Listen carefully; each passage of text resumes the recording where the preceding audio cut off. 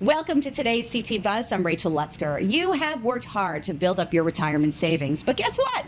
You can't keep retirement funds in your account indefinitely. Under most circumstances, you have to start taking some of it out. Otherwise, there will be tax consequences that you probably won't be happy with. Ben Fuchs, founder of Fuchs Financial, is here to explain what an RMD is and why it's important to stay on top of the important deadlines that are related to it.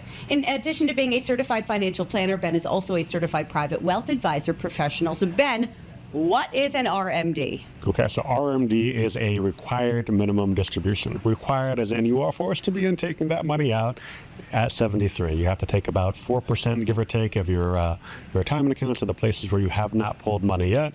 So if you got $1 million in your 401k, you have to pull about $40,000 a year. What happens if you don't? Great question.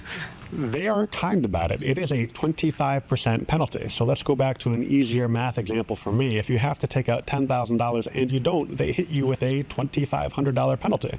And if you think that's bad, it actually used to be worse. A couple years ago, it used to be a 50% penalty. So they've made it easier. You know, they've been very kind about that. Why is it 73? What's the magic number there? I don't have an answer for that. I think that's just the point where they want people to begin pulling money out of the accounts, and I think they just want their taxes. I think that's really what it is. So RMD, they are taxed. Yes. Okay. And as far as getting a little bit more into required withdrawals from certain things, is this the only one along the retirement pathway? It's really the part that can really catch people by surprise, because what happens is that could cause you to be taxed way more than you need to. When you have to start taking money and pay taxes on money that you didn't really want to take, that could compile another thing. So there's a scenario where you could, live off of just Social Security, pay no taxes on the Social Security, and all of a sudden you have to take required distributions, and now you're taxed on those distributions and on Social Security when you weren't taxed before. So how is an RMD taxed? Like, how does that? So it's taxed like ordinary income. So it depends on your actual income tax rate. So what happens is that people might have pension, they might have Social Security. That RMD is added on top of that, and it could actually raise their tax rate.